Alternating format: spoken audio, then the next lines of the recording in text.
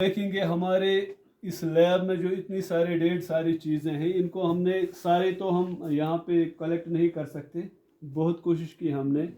तो इसमें से लैब में से हमने इम्पोर्टेंट इक्विपमेंट्स जो हमें फ़िज़िक्स पढ़ने में काम आते हैं, जो हमें बायोलॉजी पढ़ने के लिए ज़रूरी है या केमिस्ट्री के प्रैक्टिकल्स करने के लिए ज़रूरी है, या जिनको हम ऑफ एंड ऑन इस लैब में इस्तेमाल करते हैं, उन चीज़ों को हमने, उन इक्विपमेंट्स को हमने, लेबॉर्ट्री इक्विपमेंट्स को यहाँ पे हमने जमा किया है। तो थोड़ी सी इंट्रोडक्शन मैं दे दूँगा जल्दी जल्दी, क्योंकि हम अगर ज़्यादा हर एक का अलग अलग बोलेंगे तो हमें बहुत टाइम लगेगा। सबसे पहले हम ले लेंगे ये, इससे हम केमिकल्स या किसी भी चीज़ का वेट करते हैं तक ज़्यादा से ज़्यादा ये हम ले लेंगे 750 ग्राम्स तक ये वेट कर सकता है। ठीक है, अगर हमें केमिकल्स का वेट करना होगा तो इसी पे हम करते हैं। ठीक है, हो गया ये। तो ये आपको पता है लॉज ऑफ रिफ्लेक्शन पढ़ने के लिए इंसिडेंट रे जब पढ़ती है, वो लॉज ऑफ रिफ्लेक्शन को वेरीफाई करने के लिए ये हमने बनाया है। तो ये उसके लिए, इसके बाद ये प्रैक्टिकल आपने इसका किया होगा, ये ओहमुज़ लॉ पढ़ने के लिए, ओहमुज़ लॉ अपैरेंट्स है ये। ठीक है, इसके बाद ये सबों ने देखी होगी, this is glass slab, refraction को पढ़ने के लिए। ठीक है, तो उसके लिए है ये है सिलिंग, अब लॉन्गिट्यूडनल वेव्स को पढ़ने के लिए। ठीक है, तो उसके लिए हम इस्तेमाल करते हैं इसको कंप्रेशन रेयरफैक्शन को पढ़ने के लिए। जब हमें लॉन्गिट्यूडनल वेव्स को पढ़ना होगा तो उसके लिए हम इसको इस्तेमाल करते हैं। ठीक है, ये है मिरर।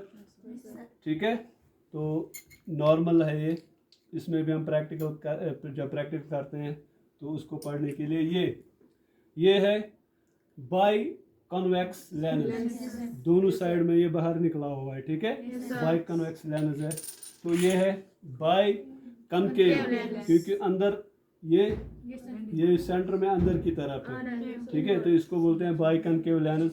तो दूसरी तरफ ये है हमारे पास, कौन सा मिरर है ये बाहर निकला हुआ है, यह कन्वेक्स मिरर। ठीक है, तो इसके बाद ये कनकेव अंदर की तरफ है ये। ठीक, तो ये अभी मैं इस वक्त फिजिक्स में, हाँ, बार मैग्नेट है। ठीक है, तो मैट्रिक के जो स्टूडेंट्स उनको पता होगा ये क्या है, रोस्टेट है ना, रोस्टेट बोलते हैं इसको। ठीक है, तो इसके बाद ये ट्रॉली। अब कोई बोल सकता है मुझे किस लिए हम इस्तेमाल करते हैं, हाँ, फ्रिक्शन को पढ़ने के लिए, है ना। जब हम फ्रिक्शन पढ़ते हैं तो हम देखते हैं रोलिंग फ्रिक्शन पढ़ने के लिए। तो ये है जनरेटर। ठीक है, कैसे हम करंट जनरेट कर सकते हैं, तो देखेंगे, इसको हम घुमाएंगे डायनेमो, तो यहाँ से करंट फ्लो होती है। तो जनरेटर कैसे काम करता है ये हम इसी से पढ़ेंगे। हम इसको घुमाते हैं, यहाँ से करंट फ्लो होती है। ठीक, तो इसके बाद हमारे पास और एक ये अपैरेट्स है, ये इससे हम पढ़ते हैं, आपको तो पता होगा हाइड्रो इलेक्ट्रिक, है ना। हमारे पास यहाँ पर बहुत सारे पावर प्रोजेक्ट्स है, जो बड़े बड़े डैम्स बनाए जाते हैं, तो वहाँ पे पानी को स्टोर किया जाता है ना।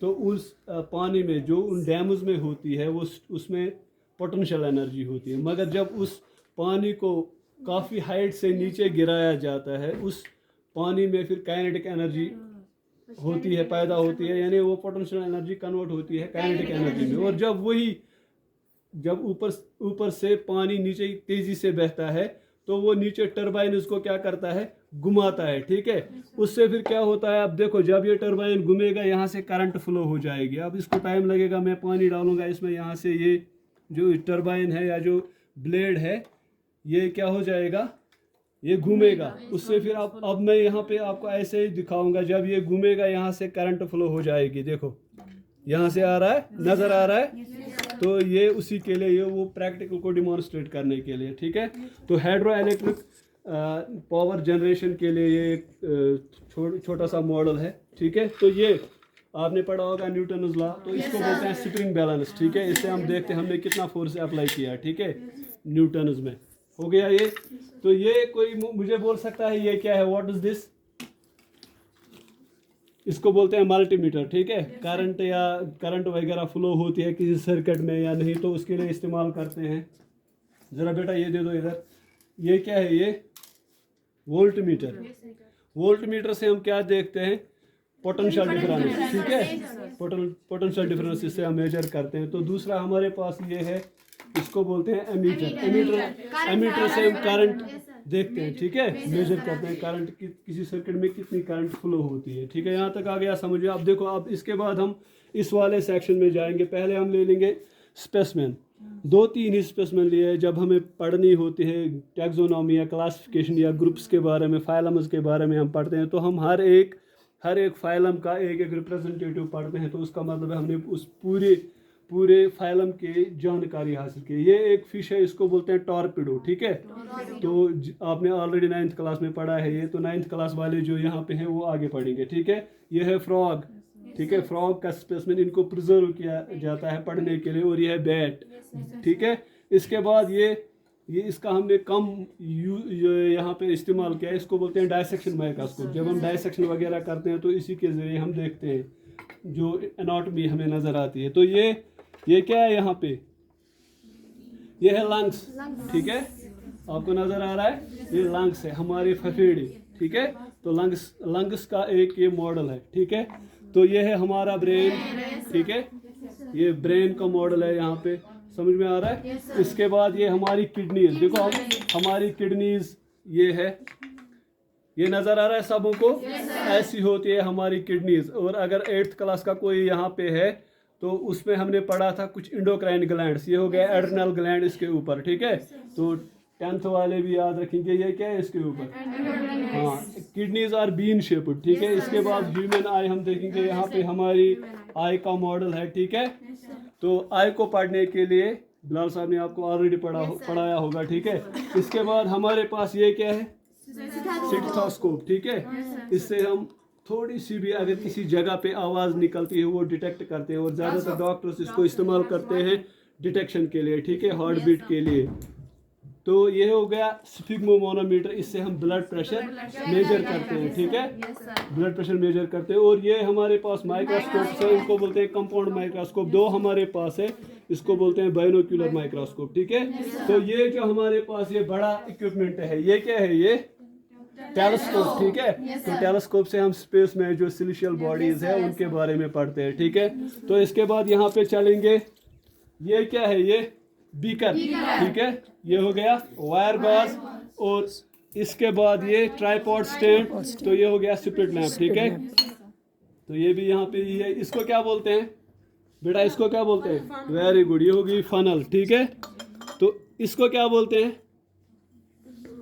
ड्रॉपर, ठीक है। अगर हमें कोई वाटर या कोई केमिकल उठाना होगा, हम इसको पंप करते हैं ऐसे, तो ये चढ़ाता है ऊपर, ठीक। यहाँ तक समझ में आ गया। इसके बाद इसको क्या बोलते हैं, चाइना डिश, ठीक है, वेरी गुड, ठीक है, यहाँ तक समझ में आ गया। तो इसके बाद ये फ्लास्क वोल्टमीट्रिक एनालिसिस के लिए, जब हमें लिक्विड का एक्यूरेट वॉल्यूम मेजर करना होता है तो हम इसको क्या करते हैं, इस्तेमाल करते हैं, ठीक है, एग्जैक्ट वॉल्यूम निकालने के लिए। वोल्टमीट्रिक एनालिसिस के लिए हम इसको इस्तेमाल करते हैं। और ये हो गया मेजरिंग सिलेंडर, क्या है ये, हाँ, इससे हम अगर हमें ml में देखना, 100 ml है ये, 10 ml 20 ml अगर हमें कोई वाटर या किसी केमिकल को लेना होगा तो हम इस्तेमाल करते हैं ये, ठीक है। तो ये क्या है, ये टेस्ट ट्यूब स्टैंड। और ये क्या है, इसको क्या बोलते हैं, टेस्ट ट्यूब, ठीक है, ये है टेस्ट ट्यूब स्टैंड, इसमें हम टेस्ट ट्यूब्स को रखते हैं, ठीक। तो 2-3 चीज़ें और मैं उठाऊंगा, इसको क्या बोलते हैं, अब 10th वाले ज़्यादा याद रखेंगे जिनको मेडिकल लेना होगा, ये है स्पैचुला, ठीक है।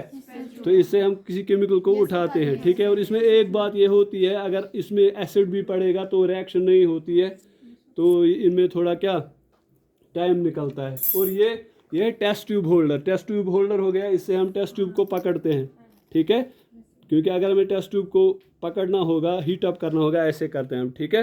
आ गया समझ में। अब इसके अलावा और एक चीज़ है, इसको बोलते हैं टोंग्स। किसी गर्म चीज़ को अगर उठाना होगा, कोई गर्म चीज़ है, सपोज ये हमने इसको गर्म करना है, ऐसे पकड़ते हैं, कश्मीरी में इसको क्या बोलते हैं, चुमट, ठीक। तो यहाँ तक समझ में आ गया। और ये है कॉनिकल फ्लास्क, ठीक है, तो इसको क्या बोलते हैं? इसको बोलते हैं ब्यूरेट, ठीक है। और ये क्या है? ये आयरन स्टैंड, ठीक है। और ये सेपरेटिंग फनल, बहुत अच्छा, ठीक है। तो ये थोड़ा सा जिस था आपको इंट्रोडक्शन दी हमने किसके बारे में? लेबोरेटरी में, जो हमारी साइंस लैब है उसमें कौन कौन सी चीज़ हम किस लिए इस्तेमाल करते हैं, ठीक है। समझ में